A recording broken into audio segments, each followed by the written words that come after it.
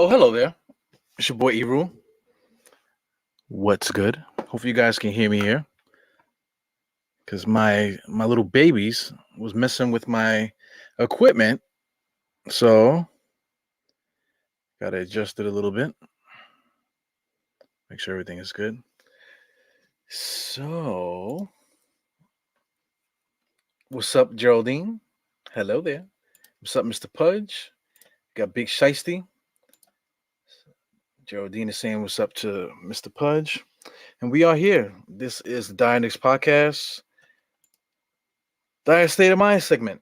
So, as you all know, Mr. State is at work.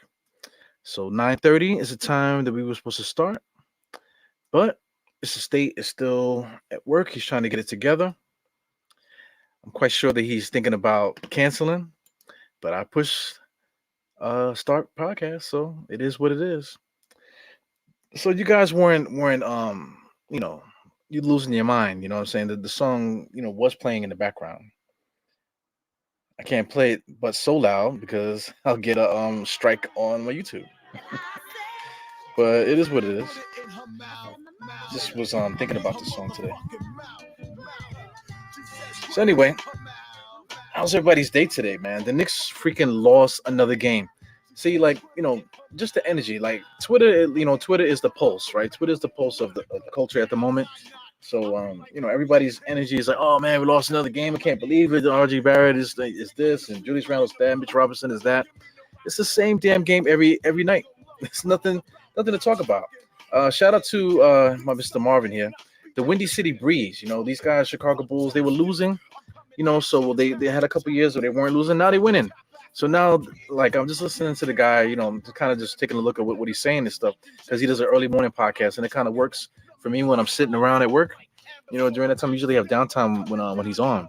So that Windy City Breeze podcast, like I feel like he don't even know how to like talk about winning because it's something new to them, especially with this era with Zach LaVine and stuff like that. So the thing with Zach LaVine and these guys is that they just built around Zach. They filled in the pieces that they wanted. They added pieces around certain players, that they wanted, and it's just a style that they wanted. It's just the way that they want to play. If you look at the roster really closely, it's kind of the way that Chicago Bulls has always played. You want to talk about Jordan, you want to talk about Pippen. DeRozan and LaVine are like Jordan and Pippen. I'm not saying they are Jordan and Pippen, but it's like they, are kind of like Jordan and Pippen. Let me get rid of that song in the background.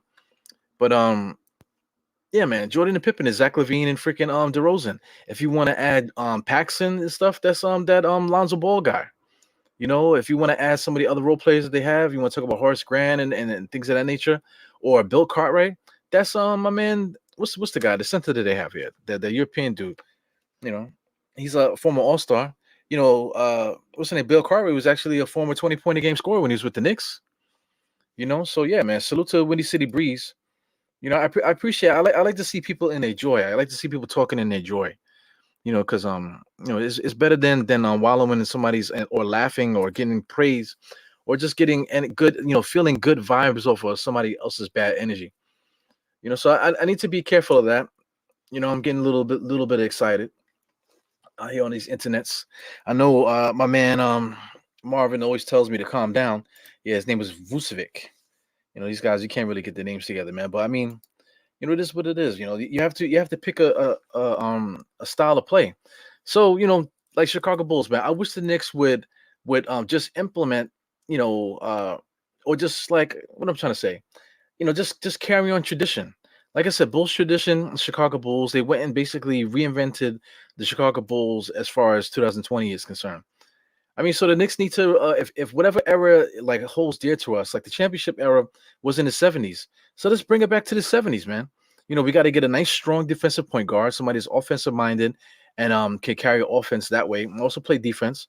That would be really nice. De'Aaron Fox would have been good. He would have been a nice kind of like 2020 version of Clyde.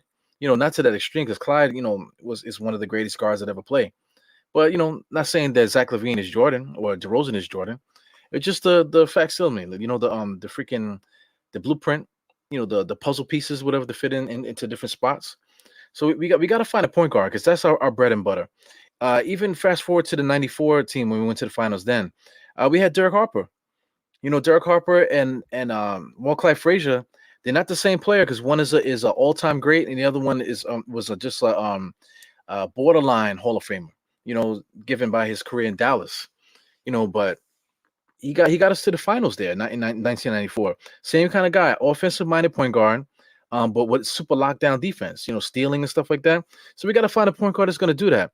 Is Deuce McBride that guy? How many years away are we from getting to that point with Deuce McBride? Is Deuce McBride that guy that's going to be that Walt Frazier character for us? So outside of that, you're going to need a decent shooter. They started off with Dick Barnett as a shooter. Then he graduated to Earl the Pearl. Shout out to '94. We graduated to John Starks. So we're gonna need a flamethrower at shooting guard. It could be Quentin Grimes. It could be Quentin Grimes. It could also be Fournier. Fournier could be that guy. Why not? We're not asking for him to be like an all-time great. At the time when Earl the Pearl came over, he had to take a back seat to Clyde. So he wasn't really scoring as much. Same thing with Dick Barnett. Dick Barnett was a big-time scorer in the NBA. When he came over to the Knicks, but he was getting older, so he took a back seat. So that could be Fournier at the two guard spot. Shout out to the centers, Willis Reed and Patrick Ewing. We need a big center there. Maybe Mitchell Robinson's not that guy. We need somebody that can actually score, that could do both, post up, do a little bit, and also play defense on the other side too. So we need to figure that out as well. Get an upgraded center, to give us a little bit of offense and defense. What other parallels for those teams in '94 and the championship teams? The small forward position. Check out Bill Bradley, just a shooter. A guy that's going to run down and shoot that ball. Facilitate offense. Bill Bradley. He didn't score a lot, but he did it within the team play. He actually led the break a lot. They all did. If you look back at those teams, every single player the Knicks had could run the break and initiate offense. Everybody could shoot on that team as well. So as our small forward, who could that be? Is it RJ? RJ can even slide over to play the Pearl role or the Tip Barnett role or the John Starks role. He could be that guy. But the Knicks we need facilitator somebody at the two. Excuse me, at the 3 point at the 3 spot. So maybe that could be Cam Reddish. Maybe it could be Cam Reddish, or maybe we need to continue to go look and see who else we can find to fill in that spot. Play defense, being able to run the floor, that type of thing. Power forwards. If you want to talk about Dave the Butcher, Dave the Butcher or whatever, he was one of the top 50 basketball players the first time around. I don't know if he made it the second time around. He did pass away though. But compare Dick what's the name the Butcher to Oakley. Two different people, but just a rebounder, guy that could shoot the shot. When DeBusschere was in Detroit, he actually was a 20-point a game scorer. He did that a couple times. Definitely double magnet, running the floor and this type of thing. Oakley was the heart and soul of the team. Also, DeBusschere was the heart and soul of the team. So those are two comparisons there. Then with power, that's a power forward. So I talk about power forward, center, shooting guard, point guard, right there. That's the tradition of the Knicks. So how close are we to getting to that position as far as like mimicking what we did in the past? The tradition. For those that are just coming in, I'm talking about the Chicago Bulls, how the Chicago Bulls kind of like sort of have a 2022 version of their championship years, with DeRozan and LaVine and Vucevic. Thank you, Mr. Martin Vucevic. That's Bill Cartwright. That's Jordan. That's Pippen. Even their power forward stuff. They still have a couple guys out there that can do their thing from the forward spot that they have over there. So they basically just carrying on tradition. So what can we do to get our Knicks to that position? So I think we're very close to that. And I think when it comes down to it, the Knicks just have to keep peddling that thing, man. Fans are looking for saviors. They're looking to have homegrown talent, and they're looking to put guys on pedestals. But they're forgetting all about the whole rest of the team, the other five on the court. They forget about the bench and stuff. So we have a long way to go to try to get the right mix together. But Tom Thibodeau, he's not innovative enough as a coach. So the coach that we had in the '70s was Red Holzman. He's the greatest coach to ever coach the Knicks, right? Pat Riley, one of the greatest coaches of all time, was the guy that brought us to the finals in '94. So we're talking about tacticians, guys that are like, when you think about the Red Holzman, you think about the Knicks championship time. When you think about Pat Riley, you think about all the winning that he did with the Showtime Lakers and with Miami Heat. So we're gonna need a coach that's going to take us into that thing. When Red Holzman became the coach, the Knicks weren't winning. He was a young coach, and then they were able to build around him and get to that point for us to be a winning franchise. So maybe Tom Thibodeau is a guy to get us, serious, to get us to the point where we're trying to be serious. But maybe upgrading Johnny Bryant would be something that's gonna bring us into that next level. Because if I'm not mistaken, Red Holzman might have been a assistant coach with the Knicks, or maybe somebody behind the scenes, and then he was elevated to the coach. So that's something that we need to look at too. Maybe Johnny Bryant could be the one to be elevated to that head coach position, and we can get these guys together because they're already here together as an assistant, and along with these other guys that are here as we're building. So maybe this is that branch that gets us into that tradition again. Coach Kenny Atkinson, that's definitely somebody that we should have picked to begin with. Then it would have expedited the process a little bit, man, because everything that we want Tom Thibodeau to be, or everything that we expected Van Gundy or anybody else here to do, Kenny Atkinson would have did it. Kenny Atkinson is tough as well. You know what I'm saying? He's in good shape too. He's not an old fat guy, old 60-year-old. He's like I believe Kenny Atkinson is in his 50s now, but he's in great shape, sweating his nuts off on the sideline, trying to will his team back, to win games and stuff. He utilizes the whole bench, gets the team together as like a one strong unit, and that's what we really need. But right now, let's say Tom Thibodeau is one guy that's going to get everybody serious, to let Julius Randle know what's up, let RJ know what's up, to get those emotions going, to get them on that winning mentality. It's frustrating now, but just if they hang in there the same way like that we need to hang in there as a fan base, I think that we can branch ourselves from the doldrums that we are now into where we need to be. And I think tradition is important, man. So I'm waiting for State, man. I don't know what's up with State. I don't know if he got caught at work or whatever the hell's going on. Hopefully he's all right, because I haven't heard from him yet. But we're gonna get into this game here. So in the meantime, until State pops up, I'm gonna change the borders here. Just make it regular Diehard Knicks podcast. When State pops in, we can get busy with that. But let's do the breakdown. I actually did a halftime to crunch time today. It wasn't really halftime. I started in the fourth quarter, so it was really just a crunch time. I call that whenever I can't make the whole halftime to crunch time, I just call it crunch time in real time. So here it is, man. This is the box score for the Knicks, man. So let me take this down too. So it is the box score of the Knicks. There's nothing to see here. There's nothing innovative I'm going to say. This is basically what the Knicks have been doing. RJ Barrett right now has elevated himself to the leader of this team as far as scoring and stuff like that. Julius Randle, through his frustration, has now downgraded himself to the second fiddle. But the thing about it is that the rebounding is so important. The assist game is so important. Let's talk about turnovers and whatever. If we can get Julius Randle's usage down, it would be so much better, man. Check out one thing here. I want you to see the facilitating of RJ Barrett. He is scoring, which is exciting. 9 for 22. Yeah, for somebody that's going to be a scorer like that, they're going to miss shots like that. You know what I'm saying? At one point, I believe he was like 30-something% from the field, but as the game progressed, he was able to get that percentage up. 3-point percentage is what's going to kill him because he's hot and cold there. So he was 0 for 3 from 3. So I mean, if he made 2 of those, that will boost that field goal percentage up a little bit. 60% from the foul line, he's got to really fix that. Same thing with Julius. As you can see, Julius is 7 for 12. But the point I'm trying to make here is that Julius Randle, he could just be himself. He needs to rebound. He needs to concentrate on the defense to help connect the dots between him and whatever center we have here. It could be Mitchell Robinson. Jericho Sims again has proven himself again that he's still adequate, an adequate option for us at center. So between him and Mitchell Robinson, whoever we decide to keep, or if we're going to keep both of them, or we might decide to upgrade or whatever we decide to do, Julius Randle needs to understand what his job is.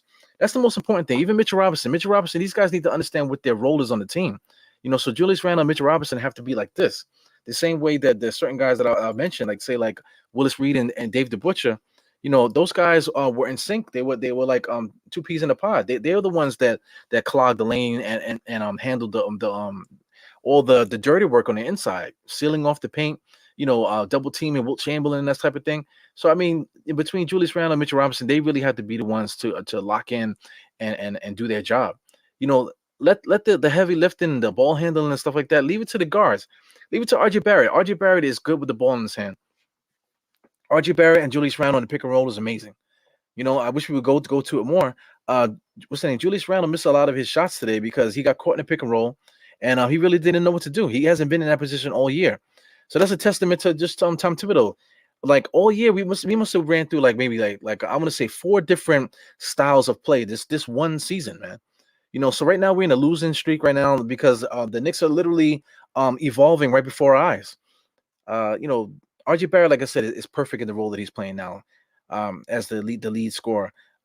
Fournier was really good as like second fiddle, third option kind of thing. So well, Julius Randle, everybody, even State says that Julius Randle is a championship third option. That's absolutely the truth, man. I used to argue with him all the time about that. But if you really look at it, that is the truth. So is RJ the championship one option? It's very possible. A lot of the players around the league say like Harden. Today Harden gave him a nice talk after the game. Just you could tell it's just one of those like pep talks that guys do. The passing of the guard, changing of the guard. Jordan used to do it. Larry Bird used to do it. Ewing used to do it. The next guy coming up, they make sure to come up to them and give them words of encouragement or whatever. Jimmy Butler did it to RJ the other day.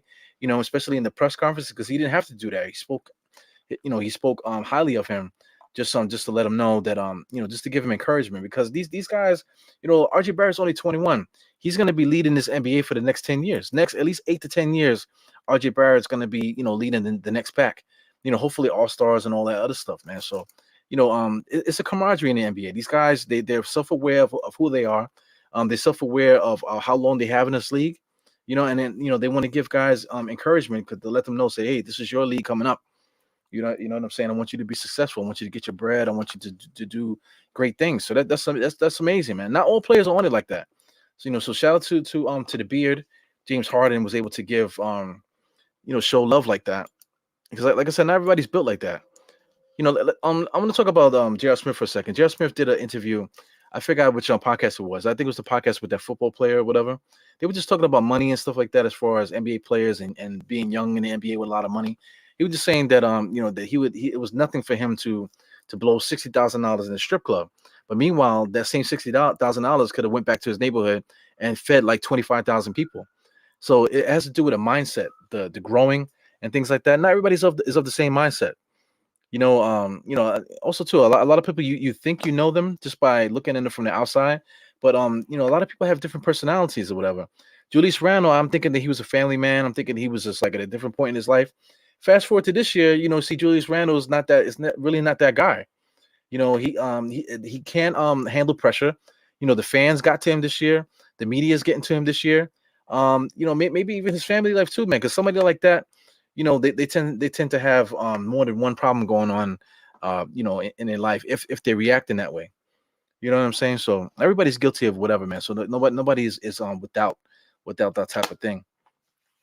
Yeah, man. But it's interesting, man. We just had to figure out what's going to be that next piece. Where in which direction do we need to go?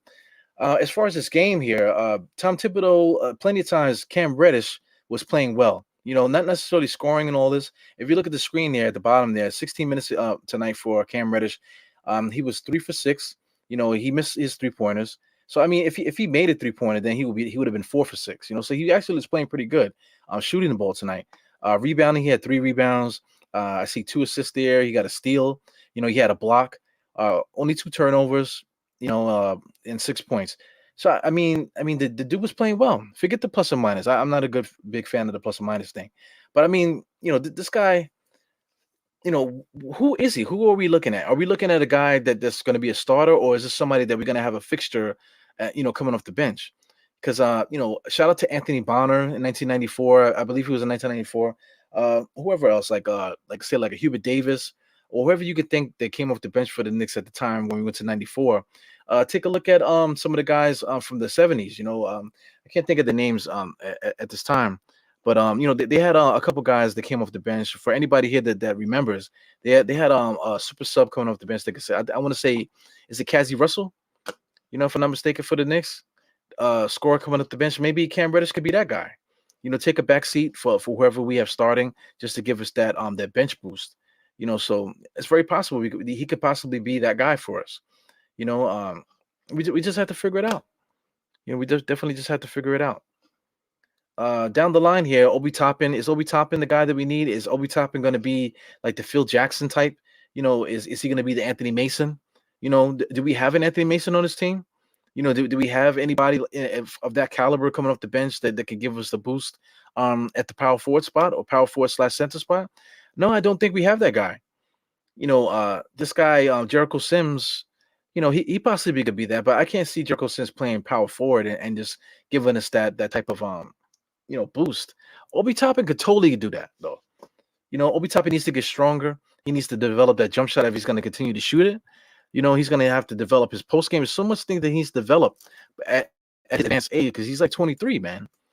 So if the Knicks are going to keep him on this roster and whatever, he's definitely going to have to elevate his game to get to that point. You can't. One thing about these young guys, they get pissed off because they're not getting an opportunity. Or if they do get an opportunity, they make it seem like it's more than it is. Shout out to the dunk contest.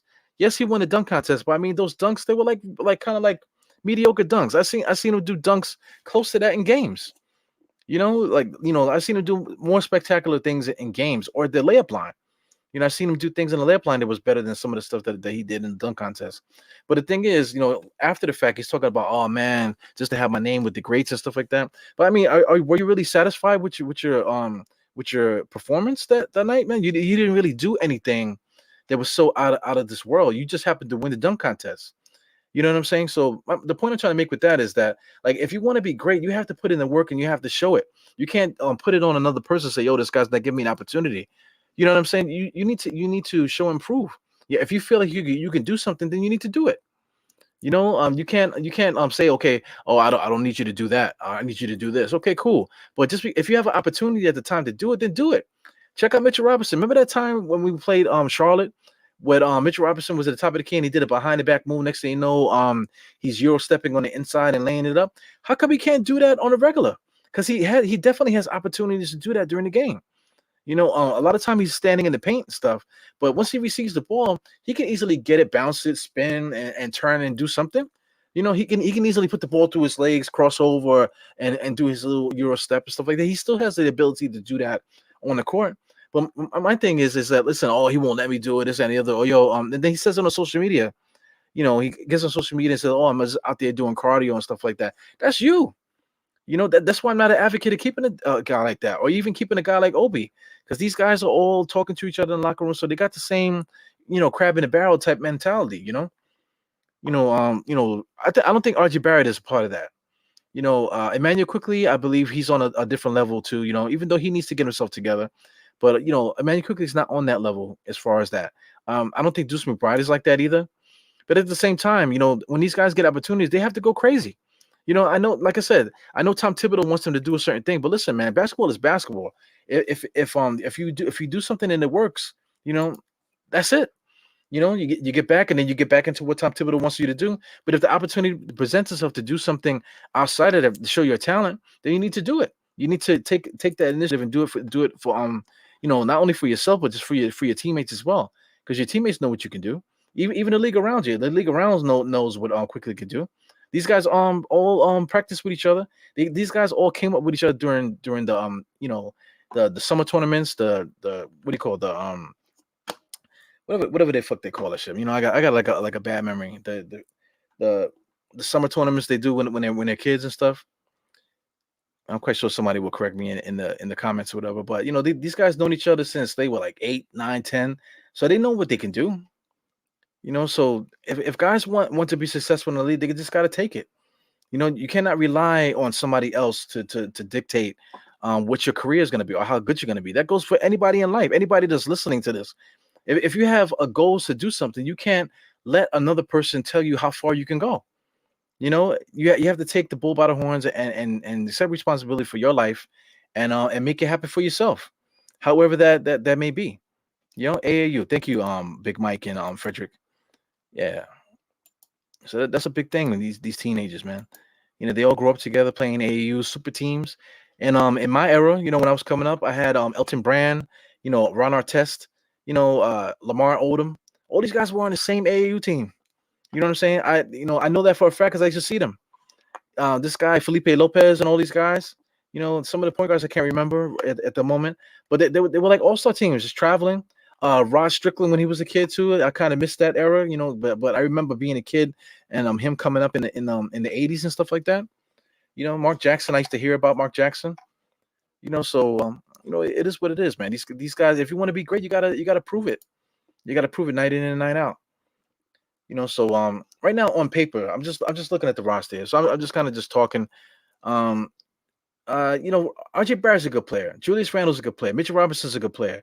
Alec Burks, for all the flack that he's getting playing point guard, he's not a point guard. He's never really played point guard like that in his career. Maybe coming off the bench playing point guard roles, but Alex Burks is. Let's take a look at Alec Burks since we're talking about him. Just to take a look at his career. I'm just gonna click his numbers here on NBA.com. This year he's averaging 10.9, 4 rebounds, 2 assists. That's this year as a Knick. So everybody keeps cracking on him about his career and stuff, about how he plays with the Knicks, I should say, his Knick career. But let's take a little peek at his prior career for other teams and stuff like that. A lot of people visually remember him on Utah, but he's been on a few teams in the NBA. Let me see here. So I mean, this is his full. Is this his stats here? This is his advanced stats. Let me get this together here. So the splits, scoring splits, usage splits, all the fucking bullshit splits. Let's what's going on here? All right, traditional splits. Okay, check it out. Where's the points per game? Points per game here. Last year he was averaging 10. Last year he averaged 12. Year before that, he wasn't on this team. He averaged 15. He was with Philly and Golden State. In Golden State, he was actually averaging 16 in Golden State in the 2019-2020 season. He went to Philly, averaged 12. What else? He averaged 1 point in Sacramento because via trade 13 games or whatever. In Cleveland, he averaged 11. So you can just go down the line. In 2015, he averaged 13. 2014, 15, he averaged 13. What else? 2013, 14, he averaged 14. So I mean, the point I'm trying to make here is that this guy has scored in this league before. He has a long career of scoring. He's not really the great of a scorer. He's an off the bench guy, 40% shooter for the most of his career. Rebounding and assists is about 4 and 2. Some years 3. So he was never expected to be a point guard in his career. But it just so happens that Tom Thibodeau just misusing him. Period. Alec Burks is not a bad player. He's a Swiss Army knife. He's a guy that will do his role and stuff. So the point I'm trying to make is that Fournier is gonna be Alec Burks is a good player. Fournier proved the last 5 years 17-3-3, 17 3 rebounds and 3 assists for 5 years straight. So he's a good player too. Jericho Sims, as we can see, he's a good player. Today he had 10 rebounds, 2 assists, 1 steal, 1 block. I felt like he commanded the paint. He played really good defense out there. He played defense on the perimeter. He was able to body up on the paint a lot. They were attacking him too. He wasn't afraid. He didn't back down from Embiid. He did foul out though. To me, I thought he played better than Mitch Robinson. Mitch Robinson is he complains too much, but Jericho Sims kind of keeps everything tight to the hip. He doesn't show any emotion and stuff like that. So I kind of appreciate the way that he plays. He sets solid picks. He's just a real strong, tough guy out there, and so he's a good player. Emmanuel Quickly is also a good player, man. Tonight he had 21, 5 rebounds, 1 assist, 1 steal. I don't know about dictating the offense and stuff like that, but if guys can play, they can play. Just looking at these stats, that shows that this guy can play. He's and we can utilize his skills as a basketball player. Obi Toppin as well. A lot of people have a lot of expectations of him. They think that if he was starting, that he would play a lot more. They like to shit on Julius Randle in order to push up Obi. So Obi Toppin is a good player. Outside of all of that drama, Obi Toppin is a good player. Cam Reddish is a good player. So listen, all these guys here, this is a good rotation. I just mentioned 1, 2, 3, 4, 5, 6, 7, 8, 9 players. That nice 9-man rotation. On top of that, Nerlens Noel is still on the bench. Taj Gibson's still on the bench. Mouse McBride's on the bench, and Quentin Grimes is still there. So the Knicks actually have a really decent team. I'm talking about at least mediocre. What's the Knicks record at this point in time? The Knicks record. Let's see if I can get the standings here. It's the NBA standings. The Knicks record should not be the way that it is right now. This is the Eastern Conference standings. The Knicks are actually 12th. They're 25 and 36. Yo, man, I want to say at least 10 games the Knicks blew this year. So right off the bat, the Knicks should be right here where Toronto is, at least. The Knicks should be in the 7th spot right now with Boston. On paper, Boston's not better than us. They might be after that trade when they got that white dude, the kid Derek White from the Spurs. They might be a little bit better than us now, maybe. Toronto might be, I don't know. But I mean, on paper, from the plays that I just mentioned, we're right around here. We're right around the 6th and 7th. That's where we should be. We are where we are now because of all the stuff that's going on with Tom Thibodeau, and just the overall frustration that's pouring out on the court, because we're just not organized. We're not organized. There's no leadership. Guys are not taking initiative for their own career. That everybody's complaining. Everybody's feeding into what the fans are saying. It's a catastrophe. But quiet as kept, the Knicks should be right here where Boston is. We should be between Boston and Toronto in the play-in. We're definitely better than these teams. Brooklyn should be better too. Charlotte should be where they are. Atlanta Hawks should be where they are. But the Knicks are definitely better than these guys that we see here. So it is what it is, man. But how many times are we gonna complain about it? How many times are we gonna fight about it? How many times are we gonna get into meaningless arguments and want to invite people to the genitals and stuff like that based off of takes? Shit is crazy. Let me just say what's up to the chat here. Once again, this was supposed to be a Diehard State of Mind podcast. State was supposed to be here, but State, something's going on with State. I don't know what's up. State didn't hit me up yet. So like I said, hopefully he's doing good. Hopefully he's doing all right. Sometimes I worry about the kid, Anyway, sometimes I worry about the kid. I hope he's all right. But let's take a look at what you guys are saying. All right, he said he's sorry he's coming now. Okay, so State will be here in a second. So this is the E-Rule half of the podcast, y'all. So when State comes in, State will come in. He's definitely gonna have his opinion about something. So we'll see if he can connect the dots to some of the stuff that he's saying. Shout out to Evergreen. Peace, my brother. Yeah. Basically just mimicking what I'm saying here. Johnny Bryant will finish out the year. It would be nice to get him there now, as an interim coach and stuff, because that's exactly what happened last year with Indiana. Me and State was talking about that the other day. Their coach, they fired him, and then they was able to get my guy there, which I can't get his name. I must have like Alzheimer's or something like that. But they have that coach now. Now he's their main coach now. But right now they kind of took a step back as well. They got to get their stuff together too. But this is not the Atlanta Hawks podcast. It's the Knicks podcast. So I mean, I feel like if we got Johnny Bryant here, we can kind of like lay the foundation for what we want to do next year. Get guys organized, let guys know that give them a little bit of confidence so they can have something to build on entering the off season and stuff like that, and entering next year to know that they're gonna have a role in this team. Let me just say what's up to you guys. So you got Billy the Goat here. We got Edward Spears. I just said what's up to you. We got Ed Santana. Sherwin is here. What's good, man? Good evening. GE is good evening, I guess. Who else we got here? State just popped in. He just popped on his computer. Just rolling through here. Once again, Big Mike, shout out for the alley oop there with the AAU stuff. What else we got here? Yep, these are our guys here. Yeah, shout out to my older fans. He goes Marvin. I mentioned Miss Robinson on Sim Show. Thank you, man. So I mean, people don't get it. They get so mad. They gets mad at me too, man. Everybody says pay the kid, pay the man, pay the man. I'm gonna go with paying the guy, but listen, we have a roster build, man. We have to draw a line in the sand of where we want to be as a franchise. Hopefully, I see myself kind of like skipping around here. That's NBA.com, I think. NBA.com is very problematic with their with their website. Once you start clicking around, it starts messing up with the stream. They be hating. Get the next thing here. Yeah, man. My man Sherman is bringing up the '80s there with Truman High School. Yeah, I could get the names there. I know I have a lot of older listeners. So you guys are really good with the history and stuff. So I'm trying to get this thing going here. I see a lot of blinking and stuff. So I might have to get rid of this. Might have to get rid of the thing on the side there. Hopefully the stream stabilizes. But Truman High School. We're talking about Stevenson. Yep, DeWitt Clinton. Best basketball schools in the state, all from the Bronx. You want to talk about Jamal Mashburn and all those guys too. You want to talk about Sweet Pea, and all these different names that I can mention. During that era, there was a lot of good basketball players during that era. So these guys been playing with each other.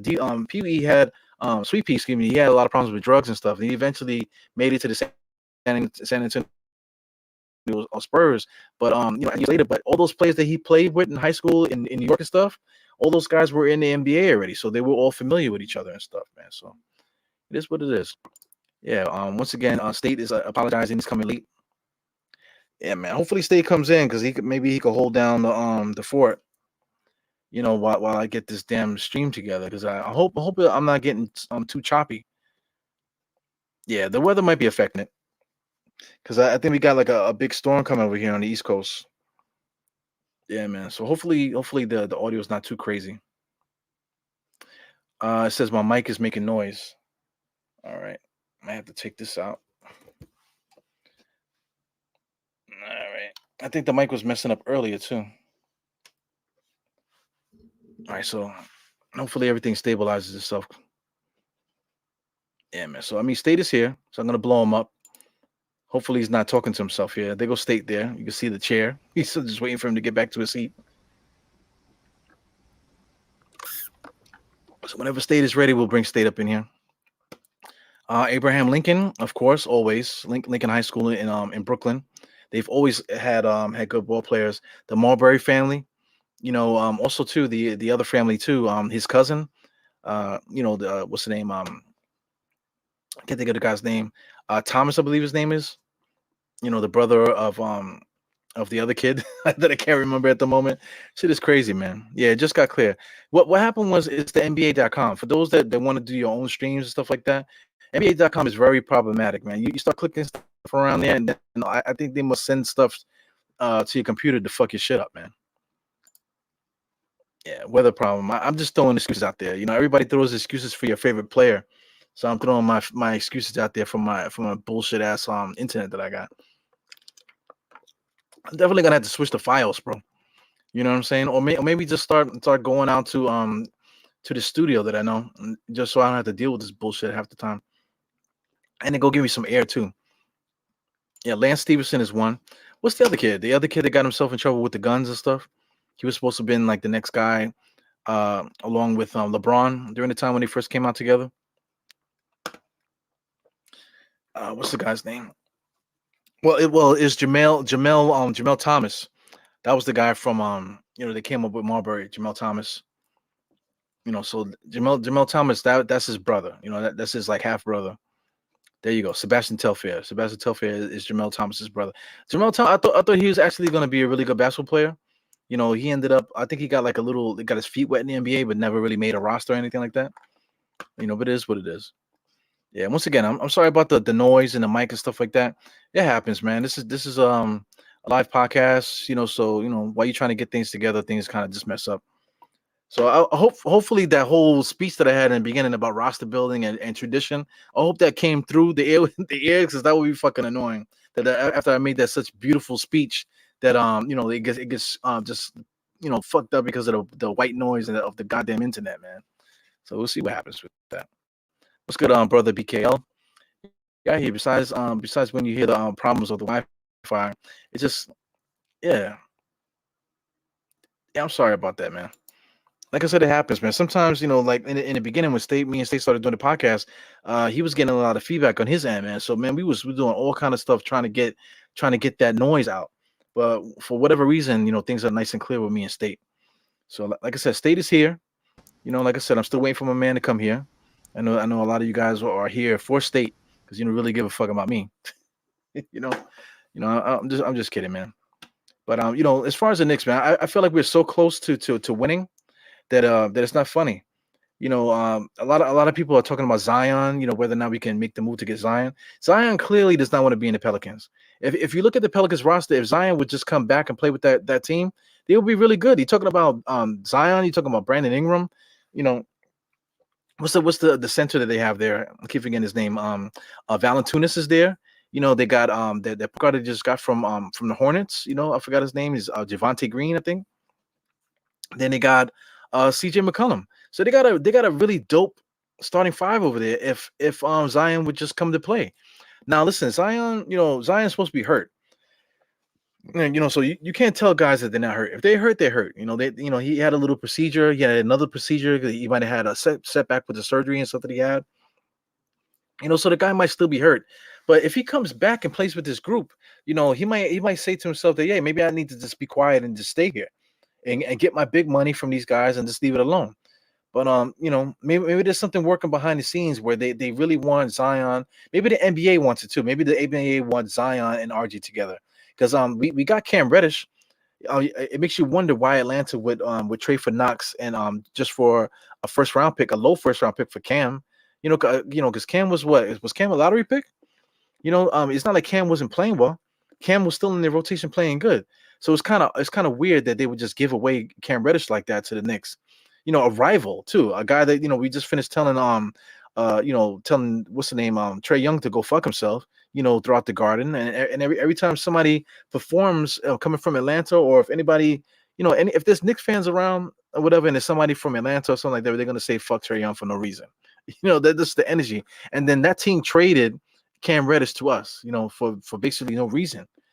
So maybe there was something brewing there, man. That the NBA, they like their narratives. They made the Magic and Bird thing happen. All these different things that you could think of. They do things to manipulate stuff. The Miami with the LeBron stuff, that was all manipulated, man. Come on, man. The LeBron to the Lakers thing, everything that happened along with them, the LeBron James and all the draft picks that went to Cleveland. At the time, how many first round draft picks did they get? Like number one overall, and then they were able to trade that and stuff to get Kevin Love and all these different things. So the NBA will make something happen if it needs to. So I think that Zion, I think that Zion thing might actually be something that might happen for us, man. And if it does happen, then we need to act accordingly. So my man State is here. So let's throw State here. What's good, State? Yo, what's up, man? I'm so out of it that first of all, I just want to apologize to you. I'm so out of it, bro. Like I've been working that hard. Man, I don't give a fuck about that, man. I know you at work, you're doing your shit, whatever, man. A lot of times, me, I'll be at work for 16 hours, and then as soon as I come here, yo, Ebro, you want to do a podcast? I'm like, yep. I mean, well, people can see my face is like, this guy, hey, State, how you doing? You know what I'm saying? So it is what it is, bro. So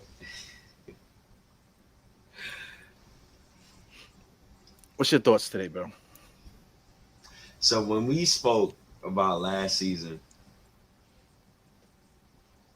and I said to people I didn't like what transpired last season, and I was called a Debbie Downer.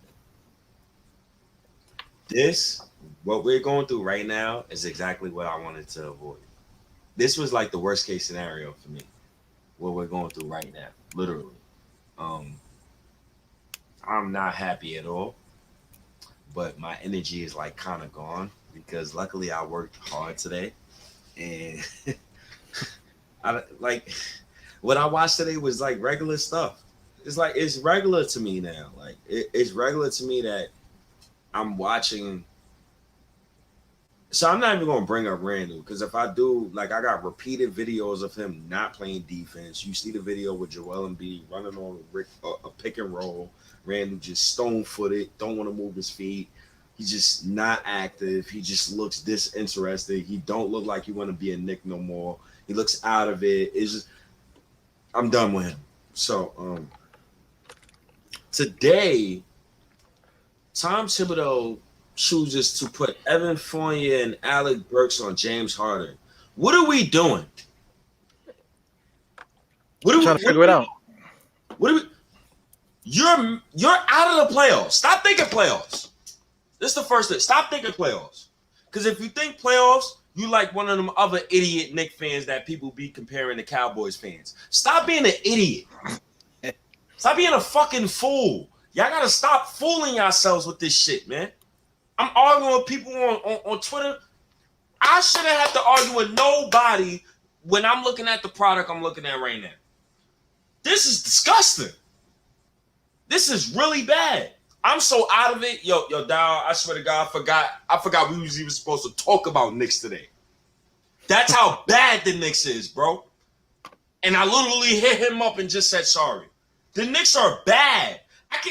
RJ Barrett, 29.4 points per game, 6.2 rebounds per game, 3.2 assists per game the last 5 games. I can't even enjoy that shit, bro.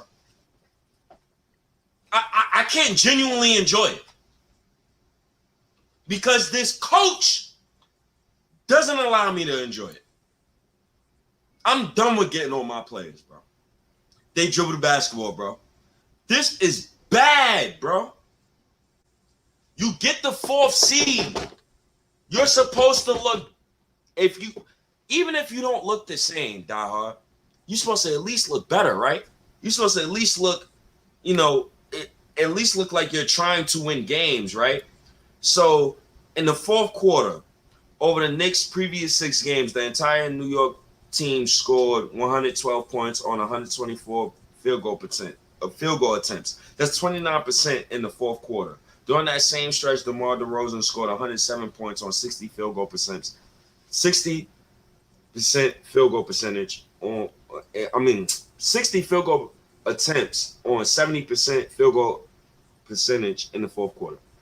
And DeMar DeRozan outscored our whole team in the 4th quarter. That's like really bad. And then people talk about, Derrick Rose. I wish Derrick Rose come back. Derrick Rose is a former MVP who was an MVP 11 years ago, who this same coach that's coaching our team now is the reason why his career didn't plateau the way it did. Because this coach wanted to keep Derrick Rose in the game where he was up double digits. And he was up double digits and his team is up and the game is like a minute left. What are you doing? What are you doing? What are you doing? You praying on Derrick Rose to come back. Derrick Rose said, nah, man, screw the Knicks, man. I'm getting surgery. Now what? I thought the savior was the $117 million man and the $78 million man who James Dolan shelled out $200+ million for. The savior shouldn't be a 32, 33-year-old former MVP with bad knees, bro. That's when you know the talent on the team is bad. So either the talent on the team is bad or the coaching is bad. Either way, Tibbs has to be fired this summer. I don't care about the whole RJ Barrett had a whole 3 head coaches in 3. I don't care about that. Patrick Ewing had 4+ coaches in 5 years. I don't care about how many coaches RJ Barrett has. You fire them until you get it right. Fire him. That's it. I don't have to why I gotta continue to subject myself to watch Burks in the 4th? Why? We up 1. Burks come back in the game and we lose double digits. We lose the game. Really? We down 1 before Burks come in. That is a fact.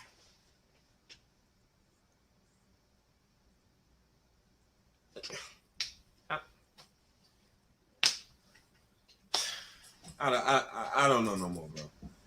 I told fans, I told y'all about that 4th seed. I told y'all. You don't need the 4th seed because you're in the 2nd year of a rebuild. I told y'all. You think Reggie Bullard played great defense and every Alfred Payton played great. What? They don't play no defense and no COVID 4th seed. That shit was fake. Erase the last year out your minds. Erase it. It's done. It's over. It's only 20 games left, bro. Nerlens Noel is still in the hospital bed. Nerlens is still in the hospital bed, bro. Yo, this is bad. Nerlens is still in a hospital bed. There was fans who called me names over Nerlens. I feel some type of way about that. Julius Randle gets $117 million. He cost me a high lottery pick last season. For him to average 17 points and 27% from the field. If you want me to bring RJ, okay, cool. RJ averaged 13 points and whatever from the field, 25% from the field. But so what? He's 20. RJ's 20. He don't get paid to lead. Stop bringing up last season. Fuck. So Randall has a fake ass season. Larry Bird numbers. Larry Bird getting Ryu punched going to the basket. And Randall gonna put up those numbers when there's 2K fans in the stands. All right, cool. You cost me a lottery pick. The Knicks traded back. You get Grimes, and now Grimes is hurt. Are you shitting me? What is that? Malpractice. So Grimes is hurt. You had 2 first-round picks. You don't got no talent. You dependent on Reggie Bullock and Alfred Payton for a playoff seed. You get smoked in the first round from the Hawks, and you sign Evan Fournier. Leon Rose got to talk to the people. He got to talk. He has to talk. He has to. You don't give me Evan Fournier, bro.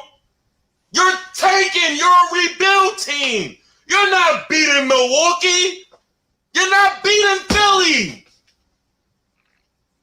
You're not. You're not beating none of those guys. Stop lying. You have fans tagging me in Alec Burks' post. They ain't tagged me in 3 months, bro. Why did they tag me now? Where's the same energy? Fuck out of here. People arguing with me and Diehard. Fuck out of here. You shitting me? That should be listening to us. Stop worrying about those company men who give those. You want to give an optimistic take. You're a company man.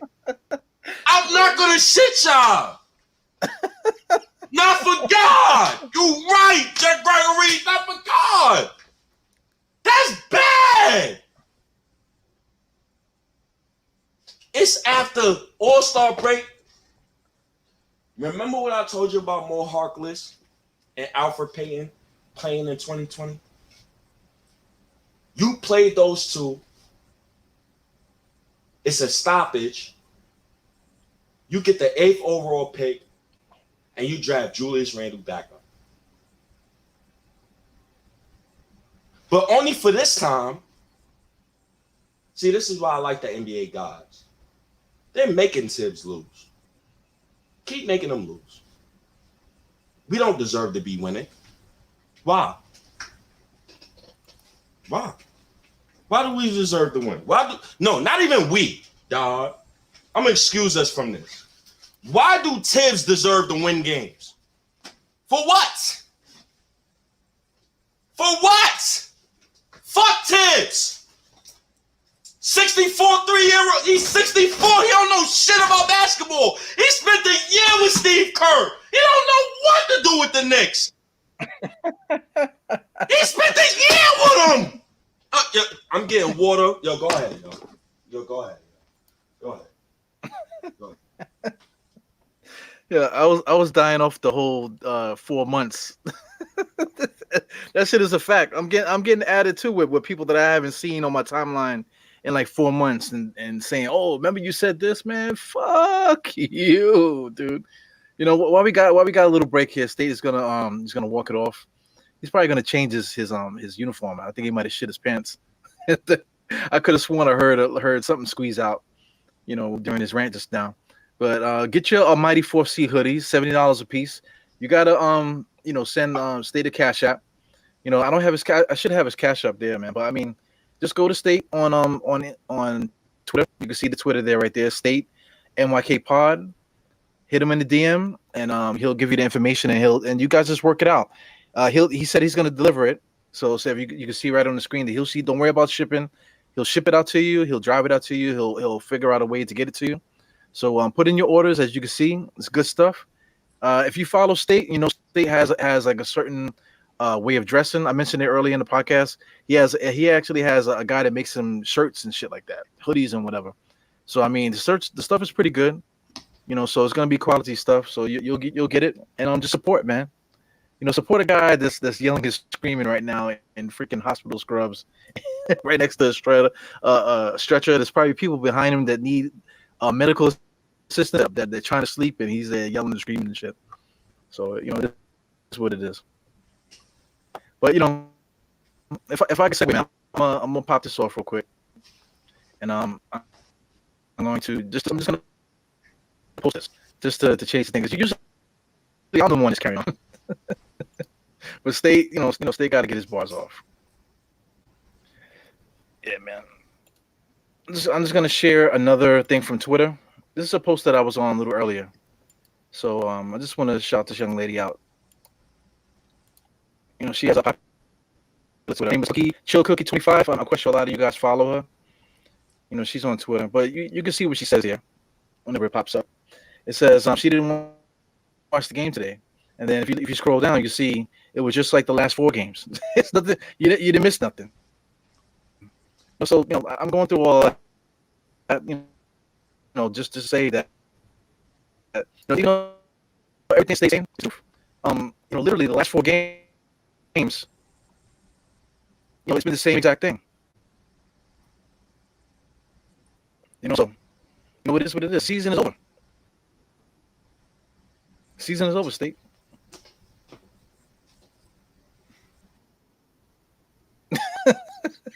There's nothing we can do about it. Like we can say, oh, we need to do this. We need to do that. Why is he doing that? It's gonna continue to happen. I bet you. Who do we play next, man? Who do we play next? I think we play Philly again, and then we play Phoenix, and then we play the Clippers, and then we play Sacramento. I'm done, bro.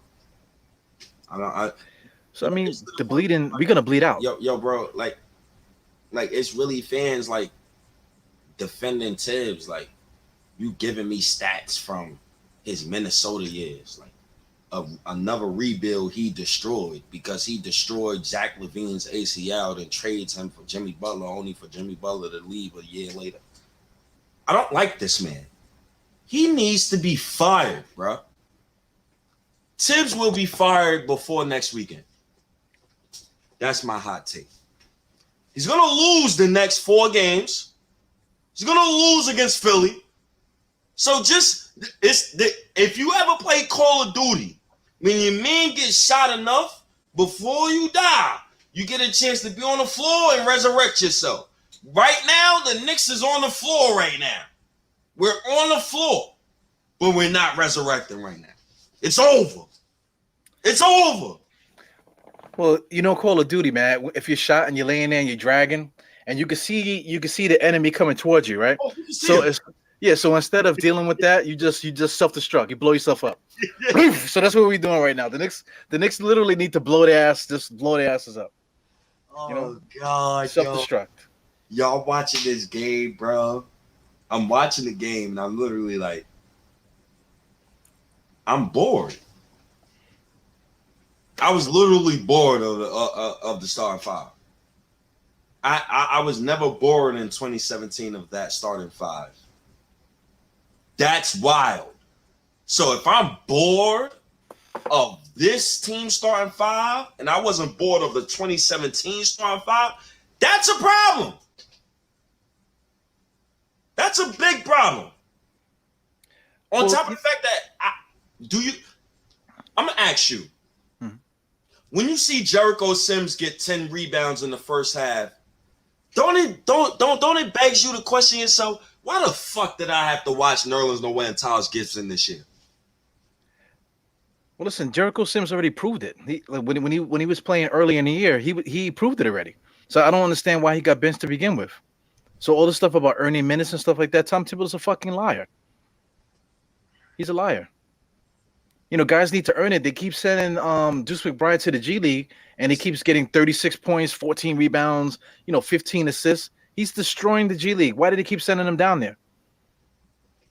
That's I don't get it. Quentin Grimes was playing good a little earlier in the season also, and then he got benched. And then through necessity he had to play because guys got hurt. it's You over. know, Gig yeah. is So up. Gig is up. All the narratives when it comes to like MSG politics, this season exposed all of that. So I don't even want to hear about if MSG politics ain't real. It's real. This season exposed it. So I don't want to hear none of that. Tibbs needs to be fired. That's first and foremost. Tibbs has to be fired. Before, Diehard, I said this before, and I'm going to say this again, bro. Before we even think about trading Randall, trading Quickly, trading RJ, trading, that man got to be fired. ASAP. ASAP. no I walking. need to see, before I even trade one of them young boys, I would personally like to see them boys in another offense, bro. I would like to see a lineup with Randall at the 5, Obi at the 4, Reddish at the 3, RJ at the 2, Quickly at the 1. I would like to see that, bro. I'm robbed of that because this fucking coach is stupid. He's really stupid, bro. You can't give me a good explanation upon why Alec Burks is playing over Cam Reddish. Nobody can give me an explanation. You got dumb motherfuckers at me on Twitter talking about, yo, Spade, you can need to chill on 10 times. Chill for what? Did you watch the playoffs? We got embarrassed. He got exposed. Nick McMillan. I was trying to get his name earlier. Nick McMillan exposed him. Nasty Nate. I don't even call him Nate McMillan no more. It don't do him justice the way he did to Thibodeau in the playoffs. He violated. That was bad. Your man talking about Obi Toppin plays no defense. I'm not judging none of them kids no more, man.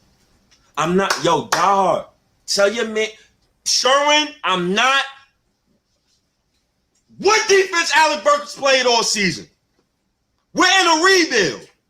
If you remove last year from your mind, you would know we're in the second year of our rebuild. We on the right path. How many games we won the first year when RJ Barrett and Randall got here? 21, right? How many games we won this year? It's 25, right? Oh, we on a good path. We won more games than 20. I'm dismissing the whole almighty fourth seed year. We might get 30. You think we might get 30 games this year? 30 wins? 30. Yeah. Will Tibbs be fired before April? That's the thing, man. If Tibbs is fired and Johnny O'Brien comes here, we might actually go on a fucking winning streak. I think we will too. That's what I'm saying. Like, it depends on when is Tibbs fired. Is he fired before April? Is he fired? I need him fired. Once Tibbs gets fired, then I will have a better view of things. I need Tibbs fired. Then I need to see what the lottery looks like. And then I need to see what I'm done with Randall. I'm ready to trade him. He just needs to get traded. Besides that, Randall, them vets, trade them. I need Tibbs to go first and foremost. Well, you know what, man? Just getting on the players. Like before you came on, I had like 45 minutes. You left me high and dry for 45 minutes, man. I was listening. It was just I was so out of it, and I was helping my coworker with some. I want to leave you on, so. But the point I'm trying to make is just that I was saying it earlier. Like, we actually have a decent roster on paper. But it is the coach. Alec Burks should not be a point guard at all. We got Emmanuel Quickly and we got Deuce McBride there. There's no reason that Burks should be playing point guard. The decision was made to get Kemba Walker out of there. Then why you go back to him, and then why you don't want to take him? Why you don't want to put him back on the bench? So this is all the coach. This is all a big mind fuck with the coach. Also too, the only reason why Derrick Rose is here is because of Tom Thibodeau. We paid Derrick Rose $14 million for him to jerk off for half the year. And then now right before he wants to come back, and he's already warming up at the Garden and this, that, and the other. Now all of a sudden he has an infection in his foot and he's gonna have another surgery. This is bullshit. This is all centered around this guy Tom Thibodeau here, man. So I mean, last year, we had a good season because of COVID. It was fun that we hear stuff, the fuck Trae and all this other stuff. But we made a mistake not fixing the stuff that was wrong with the roster. We thought that we were good enough to just add Fournier and Kemba Walker and we will be all good. We that was a calculated mistake. That's definitely Leon Rose and stuff.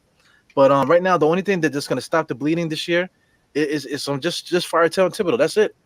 Because I mean, Burks, like I said, Burks is not the best player, but I just showed his stats earlier. He averaged 13, 14, 10, 12, 16 with Golden State before he became the Knicks. So I mean, he is a decent NBA basketball player.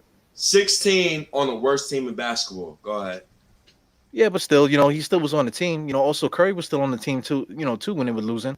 Curry was yeah, he was hurt. But regardless of the fact, he was on Utah when they was decent. He was on other teams where they were decent as well. So I mean, I don't want to shit on Burks' career for that, for that. But it's just Tom Thibodeau. There's there's not one point in Alec Burks' career where he was a starting point guard ever in his life. The one time he was a starting point guard, Golden State won the least amount of games in the Western Conference. He was on a tank, bro. This is. I don't have no energy, bro. I think that rant literally zapped everything out of me, bro.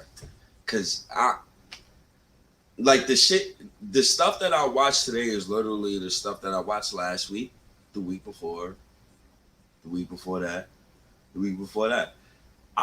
I won $50 today for my coworker because I bet him today that after All-Star break, Thibodeau is gonna start Alec Burks at point guard. He looked at me. He said, "Nah, Deuce McBride, man, you quickly gonna start." I said, "Wait, bro, I'm a real Knick fan, bro. Matter of fact, give me my money when the starting lineups get announced. Little to behold, we get the same starting lineup, dog, that we got." Tell your coworker I got a bridge to sell him. It's called the Brooklyn Bridge. If he wants it, I give him a good price. Cause that was a bad bet. We're talking about Tom Thibodeau here, man. Listen, if you're gonna go about stats and stuff about stuff that happened before, if you want to be technical, Tom Thibodeau took over for Vinny Del Negro. So Vinny Del Negro was the architect of that Chicago Bulls team. And if you want to look at the stats, I want to say it might have been like 3 years, 4 years under Tom Thibodeau, when they were doing their thing. But like I said, they were winning before him. They were winning before Tom Thibodeau. It's not like Tom Thibodeau brought them to winning. They were winning already. He took over a team, and then he ran them through the ground. Derrick Rose got hurt and everything else that happened with that franchise. Everybody got overpaid. My man Marvin could attest to that because Tom Thibodeau, it took them how many years for the Bulls to get to fix themselves from that mess over there, after Tom Thibodeau. And then he went to Minnesota. Minnesota, he had a losing year, and then he had a winning year. And then Jimmy Butler came over there and cursed everybody out. And then Tom Thibodeau was fired. So, there was a one person that you can go back to through all these different scenarios. And it's this motherfucker Tom Thibodeau, bro. And let me kill this narrative now. I hate this narrative. Right, and I'm so glad that we on live, and I'm so glad that I quote this narrative, this stupid ass narrative, just now on my phone. I hate when people say, "Well, if the Knicks pick better, if you pick Bane, Max," even though I've said, "Why would you pick Obi Toppin when you had Cole Anthony on the board?" It's cool, but let's switch it around now, right? Even if you say the Knicks draft Bane, Maxey, Halliburton, Vassell, Herb Jones, Cole Anthony, Mikal Bridges, SGA, so forth. So none of them would be good on the Knicks. None. Desmond Bane to get minutes on the Knicks past 2 years? Or you going to sit there and lie to yourself in the mirror? Tyrese Maxey and start on the Knicks? I cut one of my nuts off and I tell you no. Jesus. I tell you no. Halliburton to play on the Knicks. Would Tyrese Halliburton played on the Knicks if we would have drafted him? No. He would have came off the bench for Alfred Payton. We know this, bro. Why do people do that to themselves? I don't know, but why would you cut your nuts off though, man? Because people say stuff like, "Yo, what if we drafted this guy over this guy?" Cole Anthony would have never started over here. Desmond Bain would have never got no minutes over here. Herb Jones, no. Cole, no. Max, no. You know why RJ Barrett gets the minutes that he get? He's a third overall pick, and it's called optics. You don't bench a third overall pick. That looks dumb as hell. You know why Mitchell Robinson get minutes? Because look who the motherfuckers that's playing center. Enes Kanter. Ennis. Nerlens Noel.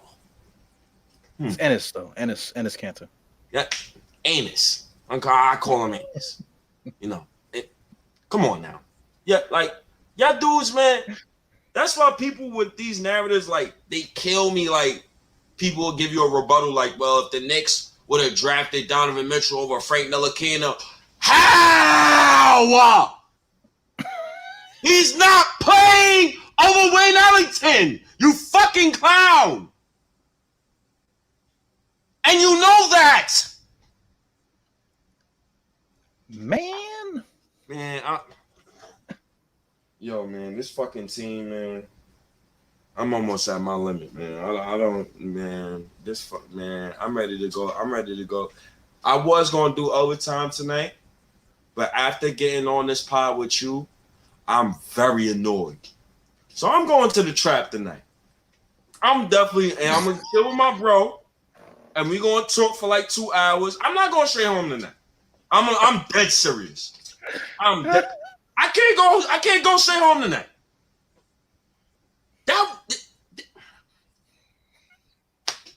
God, I'm done, man. I don't got nothing. Dead ass. I don't got nothing else for the night, bro. I'm dead ass, bro. I don't want no calls. This team is piss ass dirt shit, bro.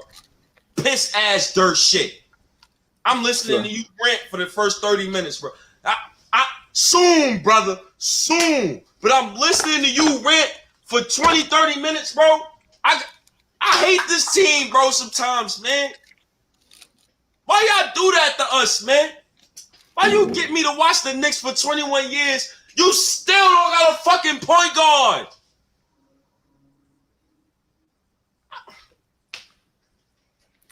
Chill, man. Steve Donovan was snatching Soldier. What? He wasn't starting on the Knicks, bro. What the fuck you don't get? What you don't get? He was not playing under Jeff Hornacek, bro. Stop lying. Yo, oh my fucking God, man. So if the feds are watching, you know, I know State said that he was going to the trap tonight, you know, but you know, I'm thinking that maybe he's gonna go. You know, I don't know how to clean that up. Maybe he has another job moonlighting as like maybe like a rat killer or pest killer or something like that. These fans is ridiculous, man. They just want to be optimistic, all this bullshit. They want people to just feed them lies like their mother and father and shit. That's what they want. You look good, son, knowing their son, damn fucking ugly as hell. That's what they want us to do, bro. I'm done, bro. I'm good. Dude, listen. I like 3 Tiger Bombs, like 2 Henny shots. So I'm Aggie on this live right now. Aggie. Right now at work, you want the Tiger Bone right now? Yeah, Tiger Bomb right now, man. God damn. That's why I'm so aggravated. Because this team is duty butt. What am I supposed to do with this team? What am I supposed to do with this team? And I'm off the clock. So what the fuck am I supposed to do with this team? I don't know, man. Well, you know, for positives, right? If you want to do that, this game, the Knicks actually was playing good in the first half. They were though. Well, you know, the reason why I'm saying that is because like it just goes back to the talent on the roster is not that bad. It's just the way that we're being coached. It just comes down to that. Because listen, if I was coaching Julius Randle, he would not be running on the ball like he has there. If I was coaching this team, Emmanuel Quickly right now with Kemba not starting, Emmanuel Quickly will be my starting point guard. You know, if it was up to me, Deuce McBride would never look at the G League. He would be the backup point guard on this team. You know, if it was up to me, you know, I probably would still keep RJ Barrett as a shooting guard. Fournier would have to be the small forward just because that's the talent that we have. You know, and I just would run things differently. You know, you have the perimeter players, so use them. You know, we just don't do that. We have Julius Randle doing all the ball handling when we got Fournier there. He can handle the ball and do ball handling. We got RJ doing ball handling, and we got 2 point guards that could do ball handling. Why do we have our power forward doing ball handling? It don't make no damn sense. We got one of the best lob threats in the NBA, 70% from the field, but we run no pick and roll for him. You know, we run no pick and roll for him. You know, I forgot what team we played. That's how bad it is. We played Philly. How many times did Philly just do a simple pick and roll between Harden and Embiid?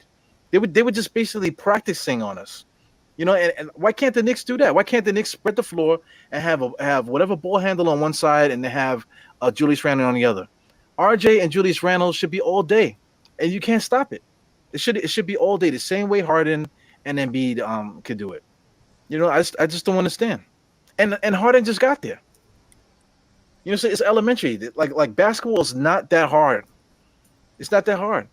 I seen Embiid and Harden run as many pick and rolls on us earlier today in one game more than I've ever seen RJ Barrett and Julius Randle run a pick and roll together on the Knicks the past like 2-3 years. Yo, Embiid, when he had Ben Simmons, he didn't even run that many pick and rolls as he ran today. You know how easy that is for a guy like that? With Embiid's skill set, the way that he posts up, the way that he could shoot threes, the way he could face up, he could do it all at his size. You know, just him getting a simple pick and roll is so easy. It's so easy for a dude like that to score. It's not that hard. It's sad when we're talking about Embiid in his prime and people in the chat talking about tank for Johnny Davis. I don't even know who Johnny Davis is. I'm trading the pick, bro. Who the fuck is Johnny Davis, though? For real, bro. You talk about tank for Johnny Davis. We just came off the almighty 4th seed. I shouldn't even know who Johnny Davis is, brother. I don't care. I don't want to know who Johnny Davis is until March comes, man. I'm totally ignoring the draft. I don't want to know who he is until after April 15th. I'm good. I don't even want to discuss him. I'm good. Because you people, y'all going to enjoy this. We're going to enjoy this almighty 4 seed season together. We're going to enjoy this every game, every step of the way. Everybody who said names and all of that, let's enjoy it. You know, enjoy Tibbs, the guy who's, coach of the year, defending.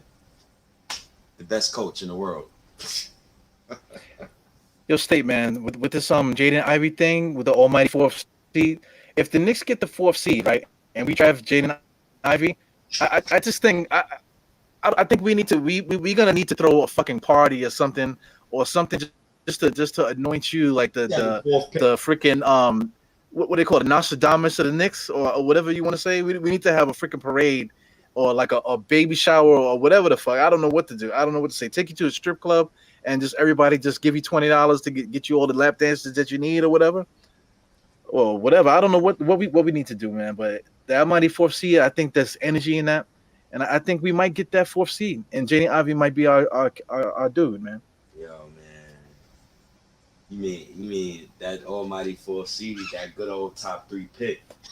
I already said, like, if it was up to me, like, I'm drafting Jaden Ivey. For this Knicks team, I'm drafting Jaden Ivey over Palau, Shaq.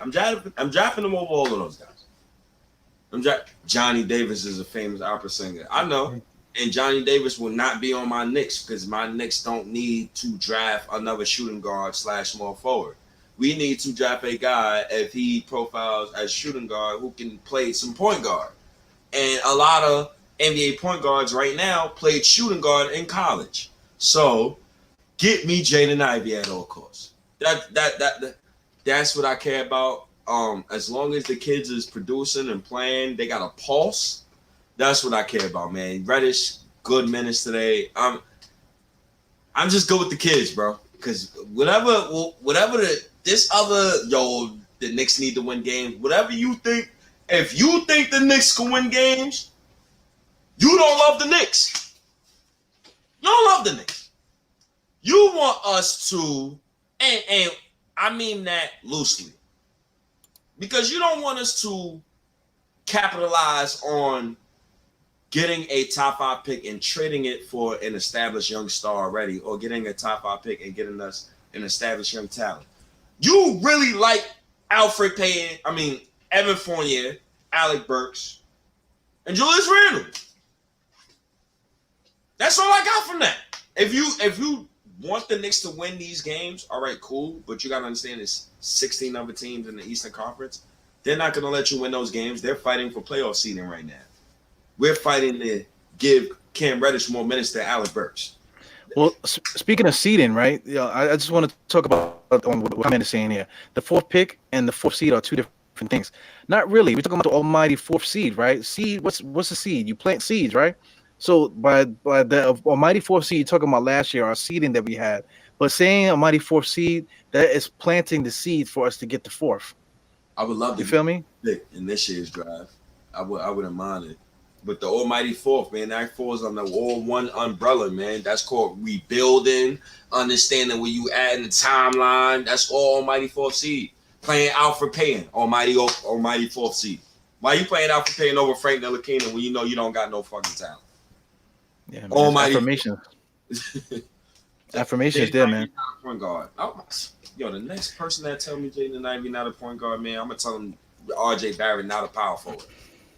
Yeah, man. Listen, you got to get the talent. That's it. You got to get the talent. Once you get the talent here, then you can make moves. We got Evan Fournier. We got different guys that we can move. We could trade for a point guard at that point. If we was to draft Jaden Ivey, you stick Jaden Ivey at the 2 guard spot. Okay, then you see what you could do to make a trade. Maybe some of these guys are ready. Maybe one of our young guys might be ready. But you utilize Fournier because now you can't use him. Use Fournier to trade for somebody to get us a point guard here. That's it. What's the point of putting Ivy at the 2? Now I see a guy said Ivy don't have the handles to do it. Does RJ Barrett have the handle to have the offense run through him? Yes or no? Because I've seen a lot of it today. Well, also too, if you want the offense to run through RJ, then you don't need a point guard that's going to be ball dominant like that. And how many point guards are out there ball dominant in that way? We could still get we just need a point guard that's able to break down the dribble. That's it. Somebody with pulse. But I want Ivy from this draft because I want a guard with some pop. I need a point guard with some pulse. That's all I'm asking. Just give me a pulse. Just let me know you're alive. You're awake at least. Damn. Oh my God, the Knicks, y'all done drank all my energy, bro. I'm good, man. I'm fuck this team, bro. I'm good. I'm good, bro. I'm good. You might as well put up the list, the Stitcher, or I'm good, bro.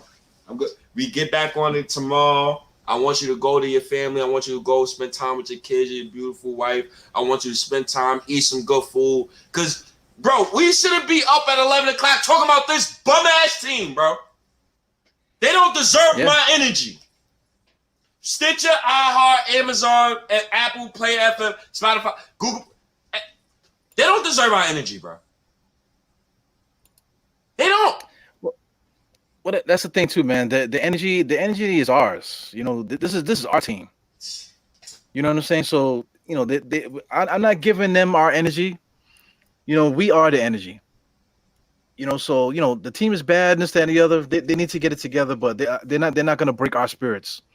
We're not Knicks fans for all these years, going through the Isaiah years and going through the Layden years and all that stuff, getting to this point, all the bad stuff that we've been through as a fan base. We're not going to let these guys, break our spirits and take our joy from us. You feel me? Yeah, man. I love being a Knicks fan. Like like the last 7, like people talk about like we haven't made the playoffs in like 7, 8 years. I understand the reason why we didn't make the playoffs in the last 7, 8 years. So it doesn't bother me. Like I understand. You get what I'm saying? Like the team was really bad. We had no first round pick. We barely had first round picks like that. So Phil Jackson set us up for success in the future. But he had to be fired. You can't break the timeline. And it's like, whatever, man. Flip Mitch for Brunson. I'm not giving Brunson $20 million, bro. I'm drafting Jaden Ivey. Jaden Ivey on a rookie scale deal is better than Jalen Brunson.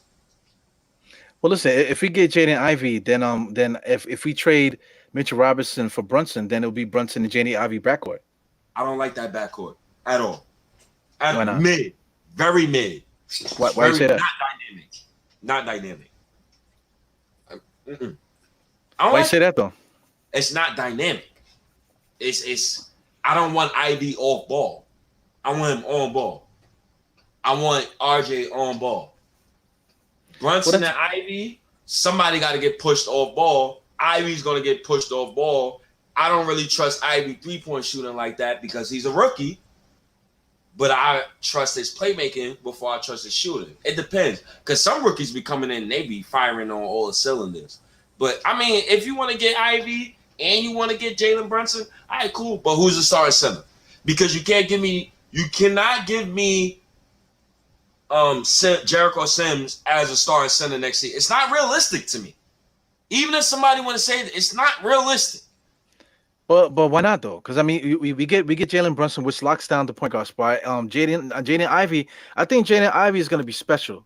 I think when he comes in, he's going to come in and he's going to do what here's the thing.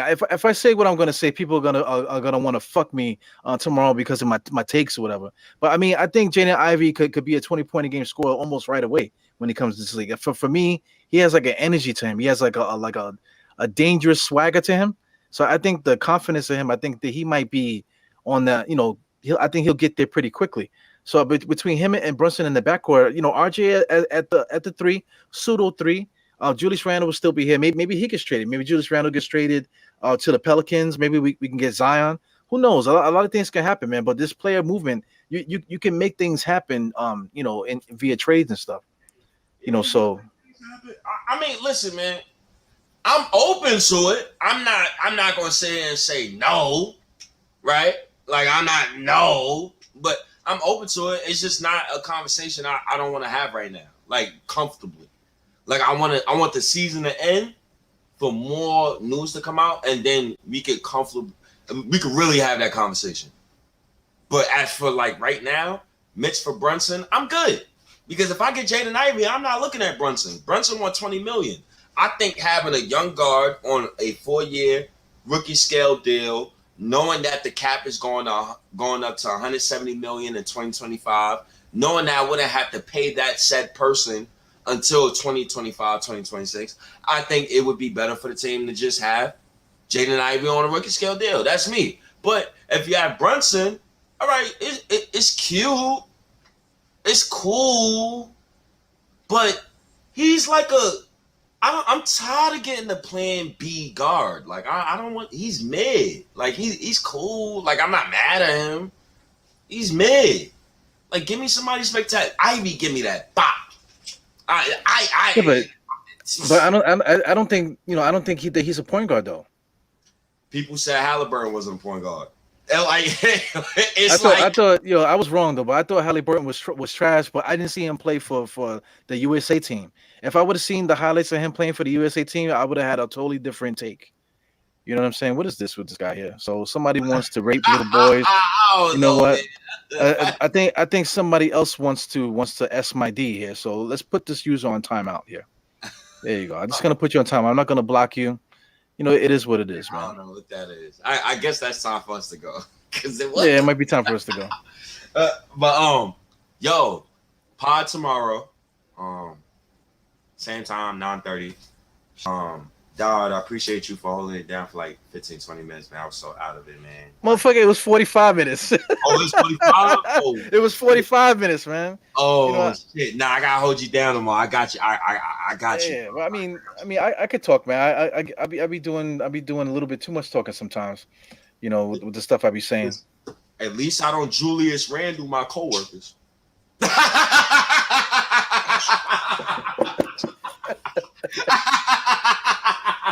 Chill. I love all of you guys, man. I love all of you guys, man. I get maximum effort. I tell my coworker I'm gonna help him, and I come and I can see my guy Eru to do the pod. So I don't Julius Randle my coworker. I try to give everybody and everything I do maximum effort. Knowing that I get paid this week, knowing that I don't have 117 million coming in the bank. But oh my god, that was a crazy laugh, bro. Yeah, I know. You have a blessed night, brother. I'm gonna see you tomorrow, man. Almighty Paul seed. Oh God, the Knicks, man. The Knicks, man. Fight Sports TV podcast. Oh, and also, before I get out of here, man, I appreciate all of you guys tuning in. Pudge Nice, you literally, like, I see you every pod, bro. Like, I seen you past like 45 pods, bro. Like, I really appreciate you, bro. Like, Sherman, I appreciate you, bro. Evergreen, appreciate you, bro. Like the usuals, BKL, Marvin, Jeremy, Eric L Beats, I appreciate you. Flyboy, I appreciate you, man. All of you guys, man. 19, man, I appreciate you guys, man. I appreciate you guys. Wait, State, you telling me you never slept? Yes, sir. Yo, what's up, OG, man? What's up, man? I'm good, man. They called security on State just now. Nah, that's the OG. Have I ever slapped a lot? Nah, I haven't ever. But I make sure y'all pure y'all goddamn hands though. But I'm out of here, man. And your dog, I'll see you tomorrow, bro. Peace, my brother. Get home safe, man. Yeah, man, I'm gonna try, man. Them bums on the train. Nah.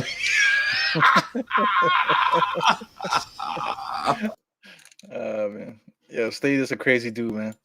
But anyway, peace, y'all. Thank you for watching the Diehard podcast. Today I did a halftime to crunch time. If you want to check that out. I'm trying to get some other things going on, man. But like I said, I can't even get my internet to work properly. So anyway, stay tuned. Tomorrow, probably around the same time, me and State gonna go on and do something. I'm probably gonna do something a little earlier. Also look out for me either going on the what's the name Uncle Fulio's channel on Nothing But Knicks to do the controversy, or he might come on my channel too, man, because we want to chop it up too. That's my guy as well. A lot of guys like to give State too much flack. They like to give Uncle Fulio too much flack. A lot of other guys too. Just based off of an opinion, man. Just I don't understand why people get so pissed off about an opinion. And yapping back and forth on the internet is one thing. But listen, man. It is what it is. You know what I'm saying. So just try to keep it peaceful.